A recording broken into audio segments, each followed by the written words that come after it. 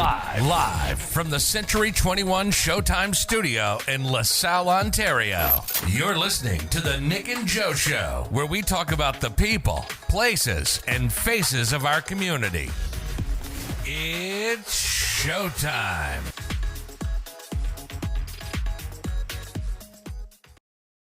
What a great introduction. Welcome back, everybody. Nick Monteleone here with the Nick and Joe Show. Our sponsor today is Reiner Collision. If by accident you meet Dan Reiner, please say hello, but more importantly, know that he'll take great care of you and your vehicle.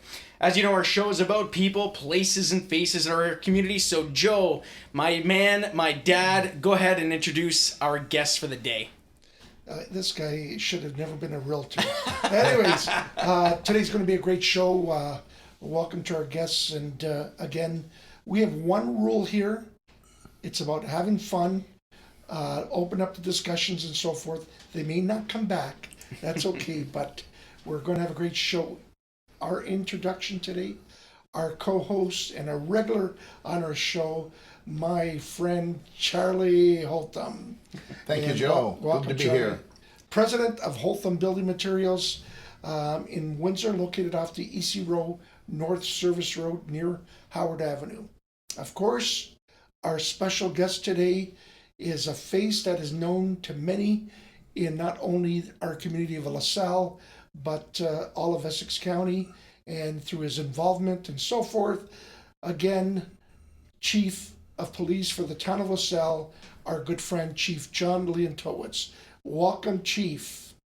Thank you, Joe, and thank you for those kind words. And Charlie, I'm going to let you start it off here and have a question for our good friend here, the Chief. Wow. Okay. Well, thank you, Joe. Certainly a pleasure here being with you, Chief, and should be fun. But let me ask you, with the news that you gave everybody a few months back that you're going to retire, you've been in LaSalle probably the longest any chief of police has held that position, and you came from out of town. Give our listeners maybe Cole's Notes version of your take on LaSalle and the time you spent here and the residents that you've been able to meet and cross paths with, and what did you think of the town? Well, I was formerly employed with the RCMP for 23 and a half years, and I was transferred to Windsor, and I bought a house, and my family and I resided in LaSalle. And we had never really been to southwestern Ontario, specifically LaSalle. And in those first 2 years, it was quite a we were quite pleased with what the community offered, what the area offered. Being a border community, access to a city like Detroit, the weather, the educational institutions that were available, international airport, all these things that perhaps some people don't really put a lot of emphasis on. But after almost a couple of years, I had an opportunity within the RCMP to advance, and at the same time a position came open with the LaSalle Police Service. And my family and I had pretty much lived across the country, being transferred every several years, and we fell in love with LaSalle and southwestern Ontario, and I was fortunate enough to be hired by the town of LaSalle in 1999. Does that make you the longest ranking chief of police for the town of LaSalle? Yes, I believe it does, yes. Congratulations, that's great. Now, Chief, being a resident myself of LaSalle, and there is so much respect with your whole police force in the community, where a lot of communities are moving away either to the OPP or, of course, Windsor, but it seems to be that people in LaSalle love the police force that's there. Compliments to you and, of course, your whole staff and everyone that's there. Well, thank you, Joe. But for that for that to take place, what you've just described doesn't happen overnight. I think that where we have worked very hard at over the years, especially the first few years I was here, is you must have public trust and public confidence. Without those two elements, we do surveys every year, and we get extremely high report cards from the residents. In fact, we do over 400 surveys a year. We've been doing those surveys for 14 years or so. So when you do the math of 400 surveys a year times 14 years, that's a lot of households. And to get a 99% approval rating for 14 years is but my staff really work hard at it. They understand the philosophy of community-based policing, community-led policing. They've adopted it. They run with it. They really do it all today. I kind of pointed them in the direction a number of years ago, and they've just taken the ball and have run with it. And today's results are obviously quite satisfying. I know your officers are definitely top notch. I mean, as some of the listeners know, I have prior experience on the road as a paramedic and working alongside your officers. How professional they are, how they handle the most dynamic and crucial, critical situations. They're top notch, and I mean that goes throughout your entire organization, right? So from top to bottom, bottom to top. So that's something to be said. And it's definitely comforting knowing, me living here in LaSalle, who's protecting, our homes, our families, and all that. And it's you guys are definitely, in my eyes, well prepared and well equipped to handle, the most dynamic situations. And we love having the community-based policing here with, a nice service to watch over our community. So it's awesome. We're excited to, have you guys still part of our community and have you here today. So it's awesome. Thank you, Nick. We put a lot of emphasis on the hiring process. Today we have a diverse, very well educated, professional, compassionate frontline workers. Our communication staff are outstanding. Our support staff are very, very accommodating with all individuals who come to our office. So that all these little things, you add them all up together, and if you have 15 or 20,000 interactions a year, you can see why we're scoring so high on our surveys. Chief, I guess with all that criteria, I would never become a police officer. He hasn't hit 99% unless it was in a basketball game. You lost me at hello. So, Chief, of course, we've had the benefit of sitting together, having a cigar, and of course, after our pop once in a while, and telling us your stories of coming from the RCMP, that transformation into community role. Was that easy? Was that difficult? Because it's two different, I guess, mindsets of policing, and maybe you can share with the listeners here, that life and the difference of today of local policing. Well, a police officer is a police officer, regardless of the badge that you're carrying, or the shirt that you're wearing, or the logo that you have on your shirt. When you talk about, important elements like professionalism, compassion, consideration, communication skills, to be to have the public have that much trust in you and confidence in you, and those elements are important. But I came from an organization that had 25,000 or 30,000 police officers to an organization of 36. So it was the RCMP is quite a paramilitary organization. It's a huge organization, with offices worldwide and responsible for all the federal enforcement and provincial municipal enforcement across Canada. But those elements are common. I've had an opportunity prior to coming to LaSalle, working with police officers from Toronto, from Edmonton, from Winnipeg, from Vancouver, Montreal, Halifax, York, Halton OPP, Windsor Police. I've had that experience working. So that transformation wasn't so difficult. It was the building blocks those first few years. It was quite an endeavor those first few years to kind of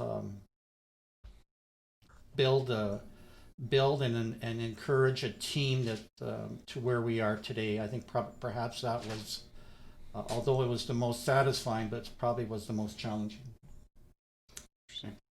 John, I got to ask you, I know we're trying to have some fun and make light of a few things and have a good chuckle now and then, but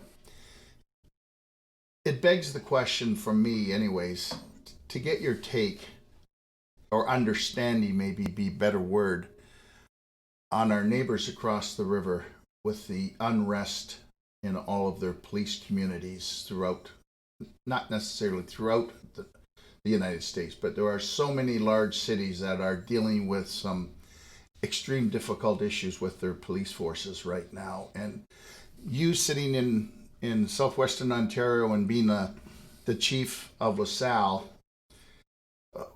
what's your take on what we're witnessing and what we're seeing in these large cities with the revolt and the degree that they want to stop funding police, and there's so much unrest, it's got to hurt your belly. Well, certainly it does, because we do the same, we strive to do the same, but what is required is certainly an aggressive training program. You have to have training for officers. You have to instill professionalism as they grow through the years. You have to have a disciplined organization, and that's not easy, having a disciplined organization. And when you're kind and you're compassionate and you're giving and you're thoughtful and you're a good listener and all these things, after a while you reap those rewards. Yes, it's unsettling to see 90 police officers were injured in Philadelphia just a few days ago, and then on the other side you see some of the unfortunate things that has happened. The George Floyd matter, for the whole world to see. I think chiefs have to be stern, and they have to be mindful of what the people who they serve truly want. And I think we try very hard to reach out to our community, at least, continuously asking them, what is it that they want to see? What do you want? The days of us telling people what they want, I think are far over a long time ago. It's what the people want from their police. So I think that's perhaps what needs to be achieved in some parts of America. It's definitely unique right now with everything going on, especially, from my opinion, it's, again, having worn a uniform, even though it's not a policing uniform, having worn a uniform in my past, working alongside, our brothers and sisters in uniform, it's amazing to see how people are quick to judge, maybe the wrong actions of some of these officers that have, made, definitely some bad calls, bad mistakes, bad whatever you want to call it, but to basically crucify some of these great officers that are mothers, fathers, brothers, sisters that put on the uniform to truly serve and protect with their whole heart every day. It's just it's such a shame to blanket everyone wearing that uniform, serving that purpose, because they signed up truly to make a difference in the world. And it's so heart-wrenching to see, them being treated in the regard that they have been. And again, I understand, there's different issues. I understand, there's the element of racism. I understand there's elements, that create a lot of this turmoil. But, I would like to see, hopefully, some sort of resolution in the near future, where we can all kind of wake up, come together, and reunite, because it's just such a traumatic, outcome of what's happened and what continues to happen daily. Do you see, I guess, a turning point? Do you see something maybe around the corner of better days to come with policing and with the relationship, I guess I should say, with policing and the communities? Well, first of all, any police service who is perhaps not in the public's view as regarded very highly, they can make that up. They can do it. It'll take time. It'll take effort. It'll take a buy-in. It'll take leaders within your city, within your municipality, within the community. This is not an unachievable journey to take. It can be overcome, and there's a number of things that has to be on the table, and that's community involvement, police involvement, communication both ways, and training, and please understand, there are many times too where police officers are not at wrong, and they get our support. It's not always the other way around, so they do get our support. Yeah. So, but there are those times where senior police have to take certain measures to deal with issues that are simply wrong, and I think it works both ways. Now, Chief, don't take this the wrong way. You're scaring me right You've now. been a police officer for many years. As a matter of fact, I think going back to when Sherlock Holmes used to do, with his magnifying glass. Turn it today. Technology has played a big part in policing, and I'm sure it's even going to go forward with cameras being worn by police officers. Of course, hearing that you can drive by a police vehicle today and it knows your license plate and so forth. Where does policing go from there? Does it keep changing with times? Well, certainly technology has expedited. I mean, when I started policing 45 years ago, there was no cell phones, there were no computers. There were no horses either, but there was a Ford. Don't lie to the police. No, I'm not. No. But there was the Ford 500 and the Ford Galaxies and all this kind of stuff. But yeah, technology is certainly advanced and sped up investigations and the manner in which we do business and forensics, this, that, the next thing. But I've been asked this question before, and what's the biggest change in 45 years? And most people would say, better training, a better technology. But if there's one thing that has changed the most in 45 years is 45 years ago, people were, I'm not going to say distant or skeptical of police, or they were very curious about police. And I think what's happened 45 years later, and I can't speak for another community, but people are involved in our day-to-day policing. They were never involved in our day-to-day policing 45 years ago. So we have all these partnerships. We reach out to people. We work with the health officials. We work with mental health. We work with victim services. We work with fundraising, charity stuff, and all this, MAD, and I can go on and on and on. But you never saw that 45 years ago, or at least I never saw much of that 45 years ago.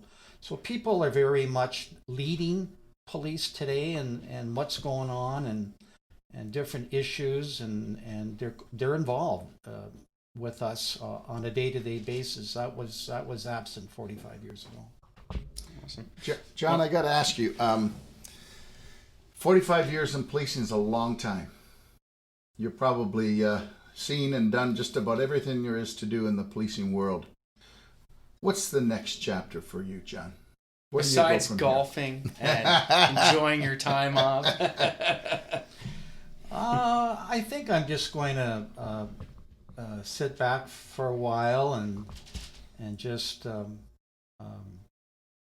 do what I've always wanted to do, and that's to perhaps spend a lot more time with my family and do some of my fun things with my friends like Joe and Charlie, and ride my motorcycle and ride my bike and play a little golf and do a little more cooking and stuff at home, and a few hobbies I never had the opportunity to do over the past 4.5 decades. Well, you certainly have earned it. That's for sure. Thank you. Chief, if you ever want to become a real estate agent, just let me know. Okay, we only, you and I will only work on Mondays and Fridays. Okay, half a day and that's it, and then we'll go golf. Sounds like he's already got that schedule.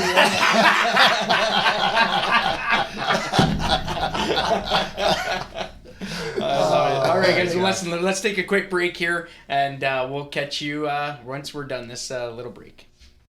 Looking for quality construction building supplies for your next project?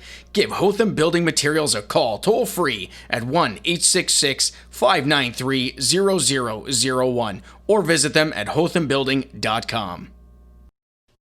All right, everyone, we're back again. This show is sponsored by Reiner Collision.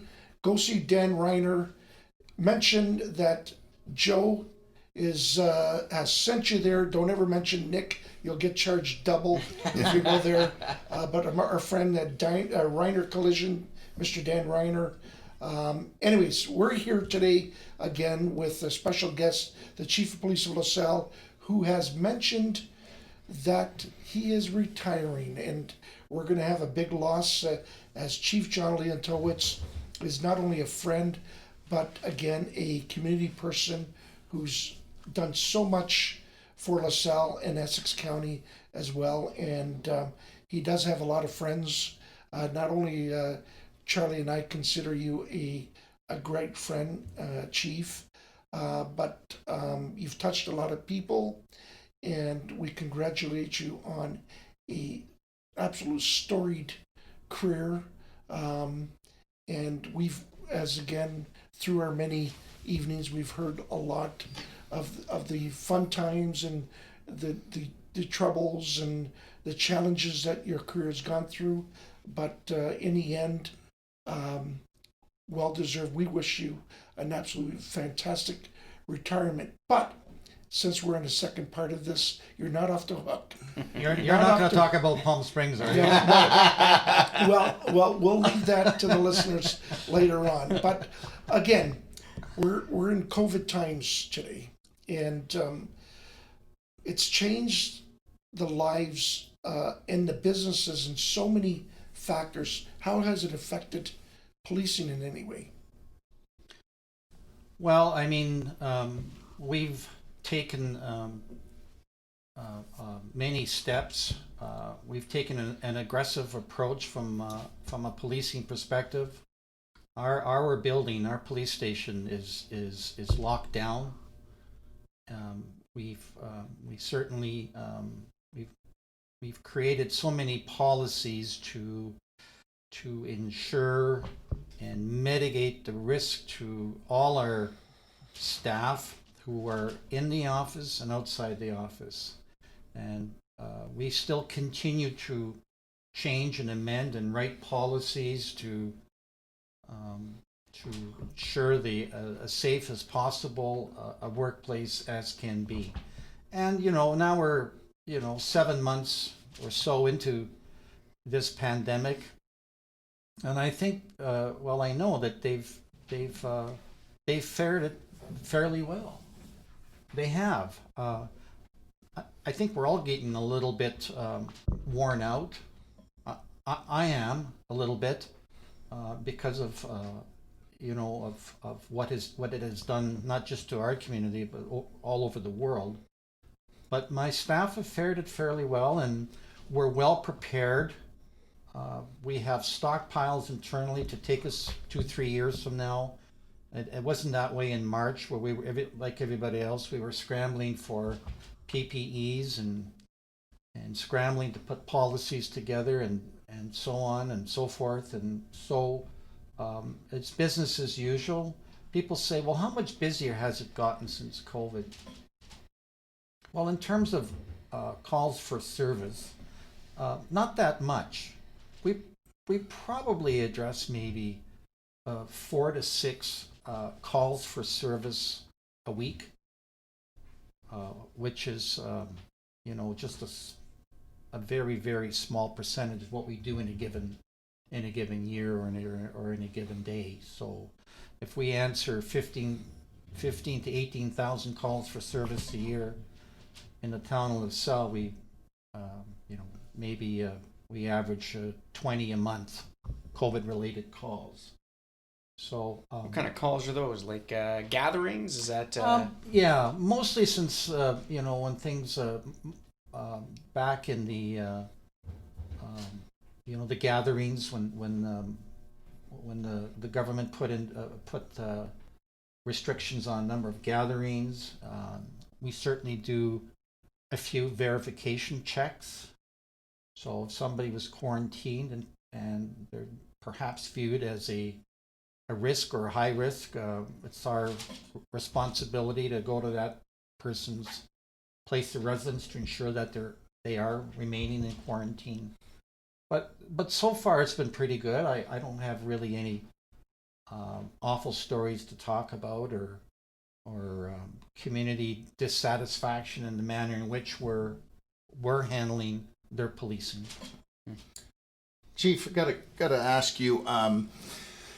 In the last several months, we've had a change with policing in the town of Amherstburg. Windsor has come in and taken over the policing of that community. Is there some fear with residents of LaSalle and maybe some of your officers that maybe city's going to be coming knocking at the town of LaSalle's door wanting to offer that policing service to the community of LaSalle? And is there some trepidation there from your officers saying, no, we're quite content on what Chief John has put together, and we enjoy our own little force, and we're not interested? Or are they feeling a little nervous that could possibly a process might take place? Well, I think when you have such a strong community support for the LaSalle Police Service, it would be difficult politically to make a change because you can.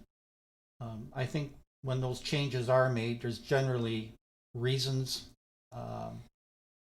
for municipalities to make those changes. I personally have not heard from a resident that they are looking for another policing model. My officers have never shared with me a story of perhaps in their conversations with a resident looking for a change of policing models. Certainly, politically, there has been nothing from our town council. Our mayor is very supportive and of the LaSalle Police and has made those very strong commitments publicly a number of times over his tenure as mayor, and the mayor before that mayor, and the mayor before that mayor. I think that in my time with LaSalle, I've had 6 mayors, and all 6 mayors have been very, very supportive of LaSalle Police with regards to internally. I think that the officers know that they have a pretty good game going on here. They got a good situation going on. They ride down the streets and people wave and they wave back, and they get out of the car and they're liked, and they're the darlings, and they're an extension of me, I guess, in a way. And but I'll share a funny story with you. So I haven't heard anything. I don't see that happening in the foreseeable future. But I'm an employee of the municipality, and I'm not the one that makes those decisions. But so I'll tell you this quick funny story, or at least I think it's kind of funny. And so one of my I was having a conversation with a friend and a friend's friend, and the friend's friend said to me, "Oh, but geez, you work for LaSalle Police?" I said, "Yes." He says, "Oh my gosh," he says, "an officer came to my door. It was 2:00 in the morning, and he rang the doorbell, and I answered the door, and the young officer said, 'Sorry to wake you up, sir, but your light is on in your garage, and your garage door is open.'"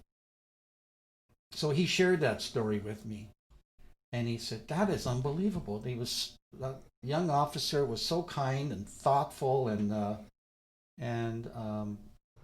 went out of their way to make sure my family was safe. And I said, "Well, I'm really glad to hear that." So the guy says to me, he says, "Well, what do you do?" And I said, well, I'm the chief of police." He says, "What's your name?" I told him my name. He said, "How long have you been chief?" I said, "Almost 21 years. He said, "I never heard of you." I said, "Yes, you have. That young officer that came to the door and woke you up at 2 a.m, yeah, you probably, that was me in a way." So anyway, I shared it with you. Chief, for a minute I thought you were going to tell the story about when your officers come up to you and said, "Chief, I saw you driving your car on the weekend." Oh my God. Yeah, This is a great story. that's great. Okay, go ahead. Go ahead. This is a great story. So Giuseppe Monteleone, way back when, Joseph had the same car as I did. It was a 1995 Mercedes SL 500, and it was a convertible, and and we bought ours about the same year. I'm going back 15 years. So I would take the car to work on occasion, not too often. So the officers, of course, they know what I drive because they go by my house every day 20 times. So they know that I have a car. But Joe also bought himself the identical car. A few weeks pass, and I'd see my officers, and they'd say, "Yeah, we saw you going down the expressway. We saw you going down the 401. We saw you," and I'm not saying nothing. I don't know what's going on. And then Joe says to me one day over a game of golf, he says, "All your officers wave to me. What? Why?" I says, "I keep getting a police escort." That was good for a giggle. It was great for me. But Chief, before you retire, we have only one request. Okay, I have one request for Charlie. Okay, he wants to get out of jail card. Okay, and I want to know the dates and the list of all the ride programs. Okay, come on, Chief. You can. We'll never let anyone know that you've told us here today. Okay. Well, that's an interesting topic. It is. It's an interesting topic about the ride program. So, most police services get funding for ride programs, and you use it or you lose it. So what you do is you get 5 or 6 officers one night, and they do the ride program. So when I first got here, we'd get this thing, and now it used to be a secret that there was a ride program. Even I didn't know. And then one day I said, "Well, I think we're approaching this wrong. I want you guys to advertise that we're having a ride program in LaSalle on the weekend, and I want people to know. The more people that know, the greater the X factor." Well, that didn't go over very well, but over a period of a year or two, our impaired drivers had really gone down. So when we have a ride program, we put it on social media. We let people know, and I got to tell you, that has more of an impact than the actual ride program itself. So it's really worked. People always ask me, "Oh boy, you bet you got 200 impaired drivers a year. You guys are so on top of your game. This, that, the next thing." And I said, "No, we probably have 5 or 6 or 7 impaired drivers a year." So that's my my ride funny story. Yeah, it's funny you tell that story, John, because when I was just getting to know you several years ago, I listened to CKLW, AM 800 radio all the time, and I started to hear those types of advertisements or announcements. LaSalle's going to have a ride program is going to be out tonight in LaSalle, or tomorrow night, the ride program. I'm saying, now that's bizarre. I've never heard of anything like that in my whole entire life.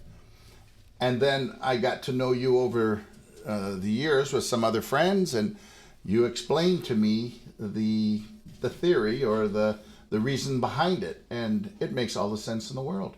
Proactive policing, right? I mean, I guess it's nipping it in the butt before it even happens. I guess that's the important part, right? You'd be surprised how many people get wind of the fact that through social media and through advertising that there's a ride program, and how it's changed. At least it's changed for us. Mm-hmm. John, again, I came home from the golf course one day, and I was driving down Normandy, and I pulled up to one of the stop signs at one of the cross streets. I forget which one it was, but I was heading east on Normandy and did my stop, and I happened to glance to my left, and in a camouflage clothing was one of your officers on a four-wheel, ATV, kind of tucked in the bushes.